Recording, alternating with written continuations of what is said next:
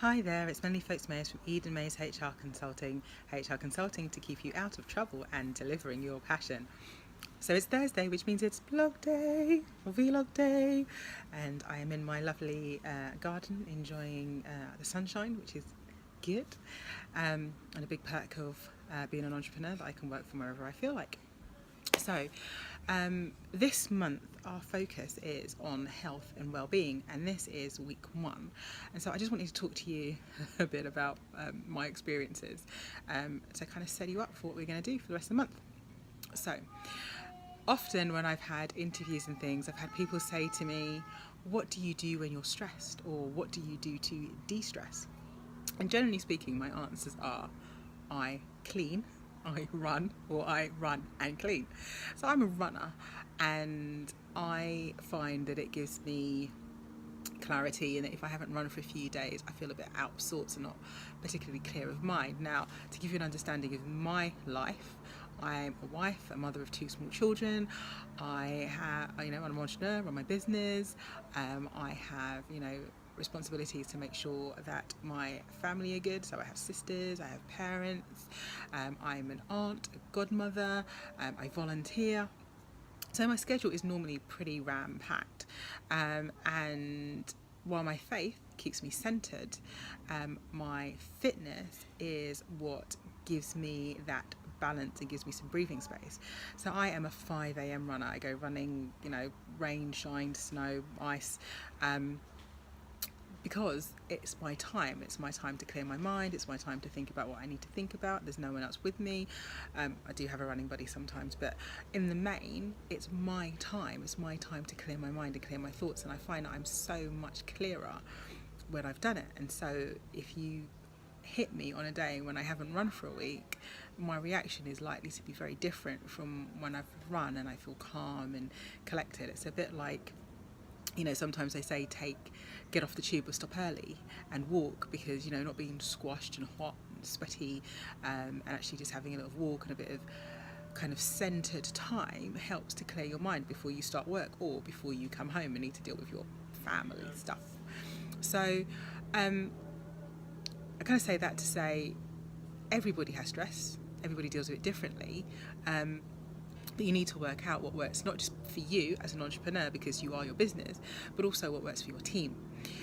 So to take, to kind of move that to the legislative HRE bit, did you know that as part of your requirements, your health and safety requirements, stress management is part of that?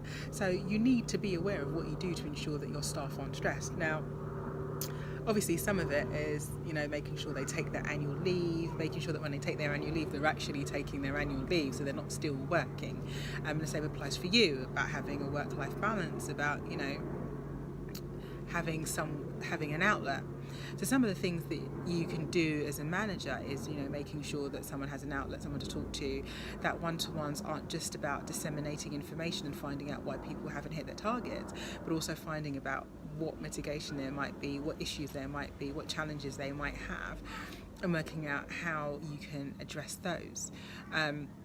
Also it's about the fun part of life. So, often if someone is very isolated, for example, if they moved country or moved town to join your business, the likelihood is that they may well not have many friends. They may find it difficult, and obviously not having an outlet again can cause a problem, which is why, that employee engagement stuff, that doing stuff, fun stuff, doing some team building, building that rapport that isn't just about work, but how was your weekend, what are you up to, knowing if they have caring responsibilities, knowing if they have if they're studying, for example. So I remember studying for my masters and working full time, and that was a really stressful time for me, and to balance being in an office and walking out knowing that there were big problems sometimes that I needed to deal with, and then immediately squeezing onto a tube, getting to university, and then sitting down for 3 hours and working and focusing my mind in an academic level was stressful. And sometimes, so I was appreciative of the fact that there was study leave. I was appreciative of the fact that I could work from home sometimes, and that would give me a little bit more breathing space and a bit more time to do things. So you need to think about what might the stresses be? So if someone works in customer services, for example, who knows what they might get on the phone? Or if someone works in sales, if it's hard sales as opposed to soft sales, they probably get this phone slammed down on them a lot, and that might also affect how they feel. So, do they get the opportunity to walk around a bit? Do they get an opportunity to, they have a nice breakout room where they can go, or you in a nice environment where they can take a walk? Is that encouraged? So you need to think about, what do you do to help your team manage their work stress, but also have an understanding of what their home or personal stress might be, and how you could also work along those things. So in the weeks coming up, we're going to talk about stress in a bit more detail. We're going to talk about health and well-being. We're going to talk about family-friendly policies. We're going to be talking about those kind of things. If you have any specific questions, please do pop them in the comments or email us at info@edenmayers.com, and I'll definitely make sure that I include those as we go through the month.